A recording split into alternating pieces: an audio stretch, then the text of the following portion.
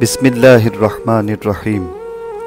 বিদায় হজ শেষে গাদিরে খুম নামক স্থানসহ বিভিন্ন স্থানে ও সময়ে আল্লাহর নবী হজরত মুহাম্মদ সাল্লাল্লাহু আলাইহি ওয়াসাল্লাম স্পষ্ট ভাষায় হজরত আলী আলাইহিসসালামকে নিজের স্থলাভিষিক্ত হিসেবে স্পষ্ট ঘোষণা দিলেও তার ইন্তেকালের পর প্রেক্ষাপট পাল্টে যায়। মহানবী সাল্লাল্লাহু আলাইহি ওয়াসাল্লামের ইন্তেকালের পর খলিফা নির্বাচনের বিষয়টি জনগণের উপর ন্যস্ত করা হয়েছে বলে সাহাবাদের একটি দল যুক্তি উপস্থাপন করে নতুন খলিফা নির্বাচনের জন্য সাকিফাতে সমবেত হন। এ সময় তারা গাদিরে মহানবী সাল্লাল্লাহু আলাইহি ওয়াসাল্লামের ঘোষণার প্রতি কোনরূপ ভ্রুক্ষেপ না করেই নতুন খলিফা হিসেবে হজরত আবু বকরের হাতে বায়াত করেন। অথচ মদিনা ব্যতীত অন্য শহরের মুসলমানরা সেখানে উপস্থিত ছিলেন না এবং স্বয়ং মদিনায় উপস্থিত উল্লেখযোগ্য সংখ্যক স্বনামধন্য সাহাবীদের সেখানে অনুপস্থিতি ছিল চোখে পড়ার মতো। এরপর বিশেষ পদ্ধতিতে হজরত আবু বকরের পক্ষে বায়াত গ্রহণ করা হয়, যা ইতিহাসে লিপিবদ্ধ রয়েছে। হজরত আবু বকর মৃত্যুর সময় পূর্বোক্ত পদ্ধতি অনুসরণ না করেই জনগণের কোনরূপ অংশগ্রহণ ছাড়াই তিনি হজরত ওমরকে নিজের স্থলাভিষিক্ত হিসেবে নিয়োগ দেন।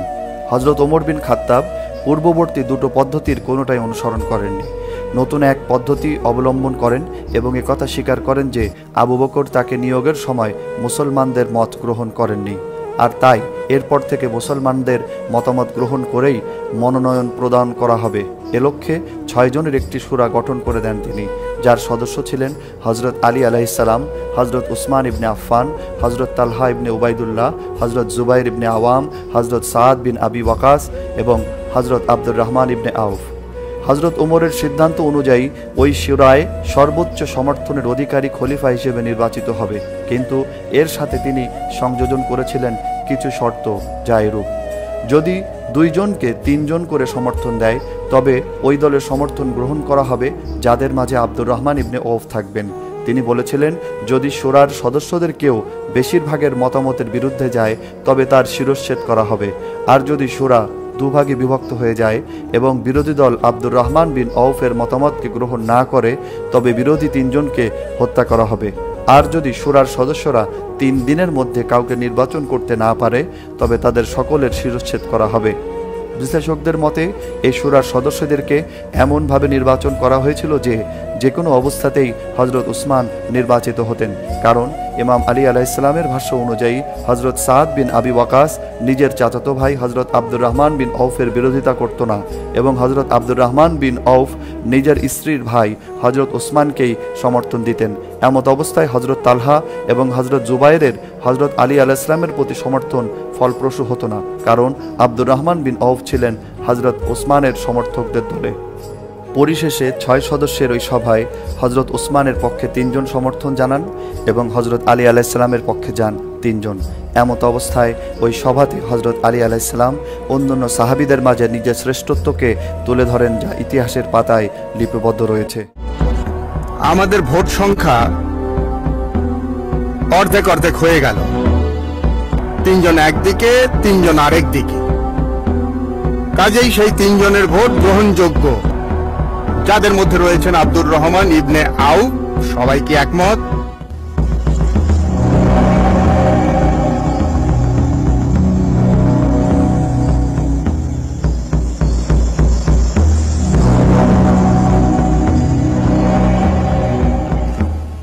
আমরা এখানে 6 জন, আর এখানে নবী করিম সাল্লাল্লাহু আলাইহি সাল্লামের প্রতিনিধিও উপস্থিত রয়েছে।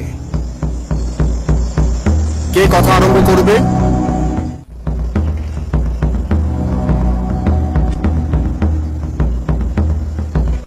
আলী।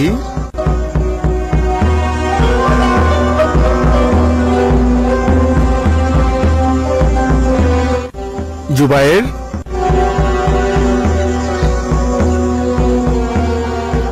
তালহা।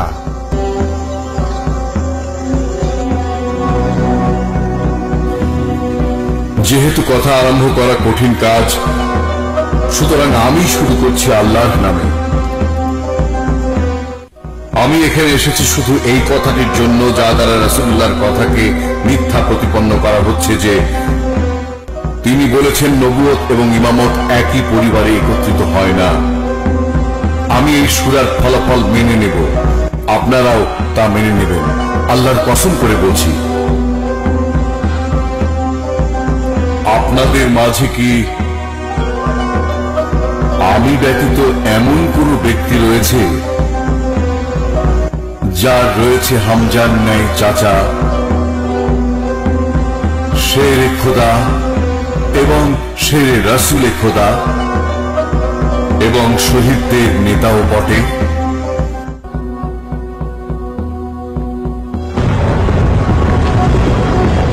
আমি আপনাদেরকে আল্লাহর কসম দিচ্ছি, আমাকে বলুন দেখি এখানে এমন কেউ কি রয়েছে যে আমার পূর্বে ইসলাম গ্রহণ করেছে আর জীবনে কখনো এক মুহূর্তের জন্য আল্লাহ ভিন্ন অন্য কারো ইবাদত করেনি? আমি জুবাইর বলছি না, আল্লাহর কসম করে বলছি না।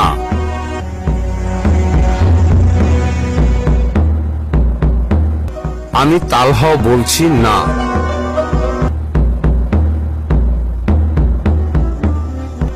এ মর্যাদা শুধু আপনারই হে আলী। না হে আলী, আপনি ছিলেন মানুষদের মধ্যে প্রথম ইসলাম গ্রহণকারী, কথা সঠিক। আপনাদেরকে কসম খেয়ে বলছি, আপনাদের মধ্যে আমি ছাড়া এমন কি কেউ রয়েছে যার জন্য উহুদের ময়দানে আসমান থেকে আওয়াজ আসে, জুলফিকার ছাড়া কোনো তলোয়ার নেই আর আলী ছাড়া কোনো বীর নেই?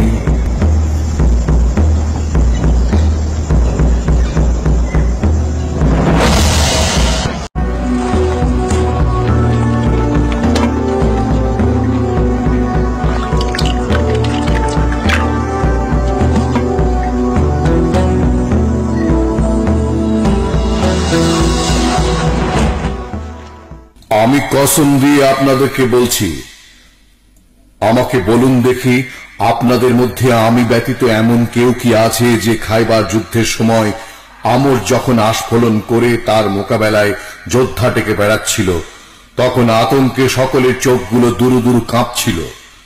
সে সময় সে সামান্যতম দ্বিধাদ্বন্দ্ব ছাড়াই যুদ্ধে এগিয়ে গিয়েছিল। আর সেদিন রাসূলুল্লাহ বলেছিলেন, গোটা ইসলামই আজ অবতীর্ণ হয়েছে গোটা কুফরির মোকাবেলায়। তিনি আরো বলেছিলেন, নিশ্চয়ই খন্দকের যুদ্ধে আলীর সেই তলোয়ারের আঘাত ছিল সমস্ত জিন ও ইনসানের ইবাদতের চেয়েও শ্রেষ্ঠ। আল্লাহর কসম করে বলছি আলী, এসবই আপনার মর্যাদা। কসম করে বলছি সবই ঠিক। এখন ভালো করে তাকিয়ে দেখুন, গোটা ইসলামই এবার অবতীর্ণ হয়েছে গোটা কুফরের বিরুদ্ধে জিহাদের জন্য। আলী, আমি আপনাদেরকে আল্লাহর কসম দিয়ে বলছি, আপনাদের মধ্যে আমি ছাড়া আর কেউ কি আছে যার ব্যাপারে রাসূলুল্লাহ বলেছেন, হে আলী, মুমিন ছাড়া কেউ তোমাকে ভালোবাসে না আর কাফের ছাড়া কেউ তোমাকে ঘৃণা করে না। সঠিক, আপনি যা বলেছেন সবই ঠিক। সামান্যতম সন্দেহ ছাড়াই এ সকল কথা স্পষ্ট। না, আল্লাহর কসম, আল্লাহর কসম, আল্লাহর কসম। হে আলী, এ কথা আপনাকে উদ্দেশ্য করেই। আপনি যা কিছু বললেন সবই সঠিক হে আলী। আমি আপনাদেরকে আল্লাহর কসম দিয়ে বলছি, বলুন তো, খাইবারের যুদ্ধে যেদিন শত্রুরা প্রচন্ড আক্রমণ চালালো এবং আপনারা সকলেই ময়দান থেকে পালিয়ে গিয়েছিলেন, তখন কি রাসূলুল্লাহ বলেননি, আগামীকাল আমি পতাকা এমন একজনের হাতে তুলে দেব যাকে আল্লাহ ও তার রসুল ভালোবাসে এবং সেও আল্লাহ ও তার রসুলকে ভালোবাসে, আর আল্লাহ তার হাত দ্বারা এই দুর্গ জয় করবেন? জি হে আলী, আল্লাহর কসম করে বলছি এটাই সত্য।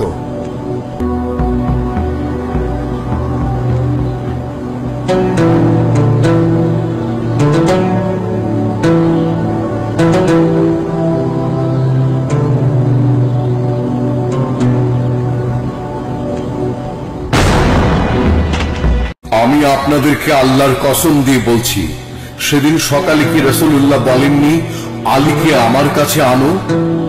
আর আমি চোখ ওঠা অবস্থায় তার খেদমতে হাজির হলাম।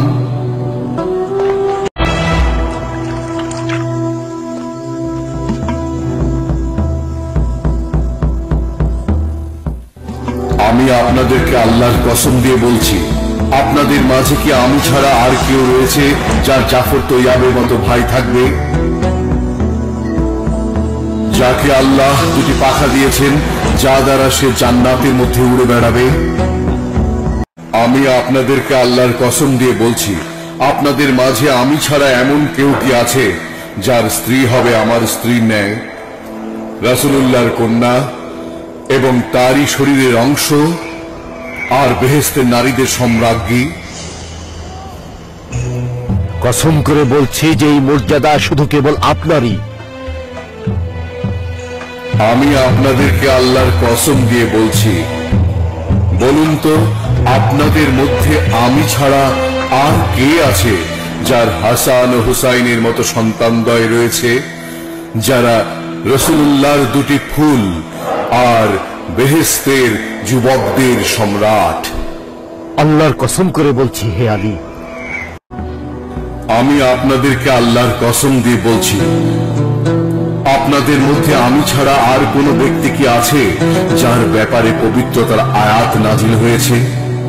আর আমি আপনাদেরকে আল্লাহর কসম দিয়ে বলছি, রাসূলুল্লাহ কি আল্লাহর নির্দেশে আপনাদের দরজাসমূহকে বন্ধ করে দেননি, শুধুমাত্র আমার দরজাটি খোলা রেখে? আপনারা সবাই সেসব কথা স্বীকার করেছেন।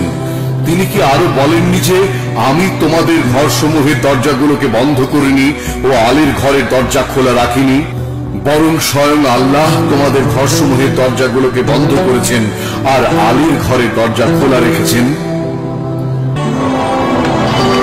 আমি আপনাদেরকে আল্লাহর কসম দিয়ে বলছি, আপনাদের মাঝে কি আমি ছাড়া আর কোন ব্যক্তি রয়েছে যার ব্যাপারে রাসূলুল্লাহ গাদির দিবসে বলেন, আমি যার মাওলা, এই আলী তার মাওলা।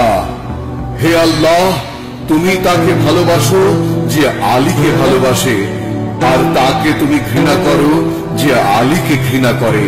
তাকে তুমি সাহায্য করো যে আলীকে সাহায্য করে, আর তাকে তুমি অপদস্থ করো যে আলীকে অপদস্থ করে। আপনার কথা সঠিক হে আলী, আল্লাহর কসম করে বলছি, এ সবই কেবল আপনারই মর্যাদা।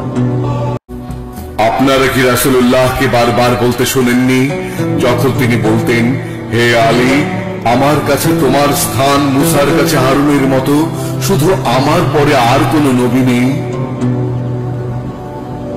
আপনার কথায় আমাদের কোনো সন্দেহ নেই হে আলী। এই সব মর্যাদার কথা যা আমি বর্ণনা করলাম, আল্লাহ সাক্ষ্য দেবেন যে 1000-এর মধ্যে একজনেরও তা নেই। অথচ তৎসত্ত্বেও আপনারা এমন এক পথে চলেছেন, আপনারা নিজেরাই সে পথে চেষ্টা চালাচ্ছেন।